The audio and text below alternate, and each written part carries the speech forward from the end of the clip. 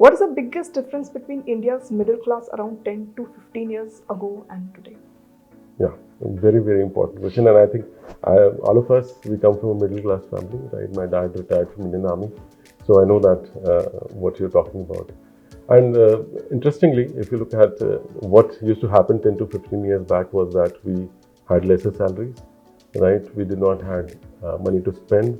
The expenditures were low, right? Because of the income which was low.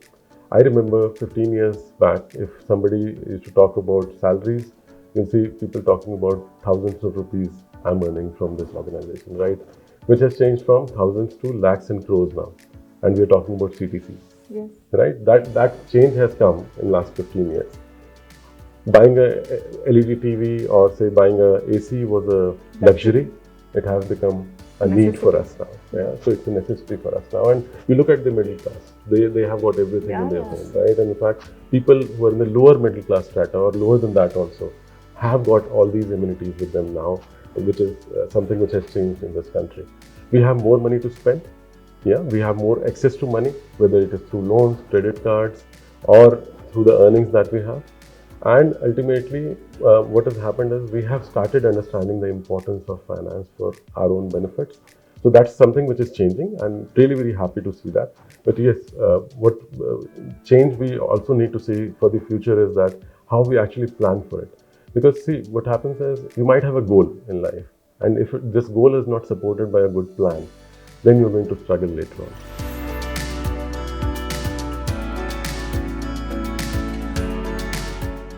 And that's what we need, the middle class or the upper middle class or the lower middle class, because the upper middle class is moving towards the richer class, middle class is moving towards the upper middle class, and the lower is moving towards the middle and the upper middle.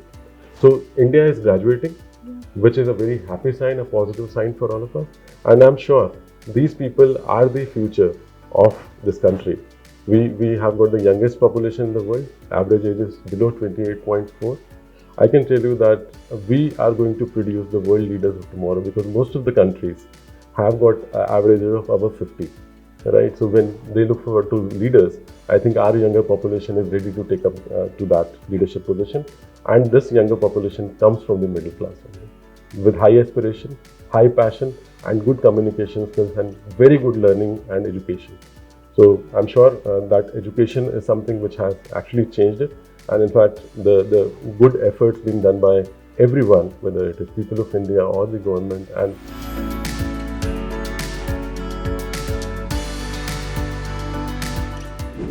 so this is a final last question, sure, sir. Sure. Does financial planning have an impact on creating a robust financial market, since it would involve a lot of investment by individuals? Wonderful. Again, a very, very important question. See, if you look at financial planning, it's a very wholesome activity that way. And it will have impact on each and every stakeholder. It's a good ecosystem.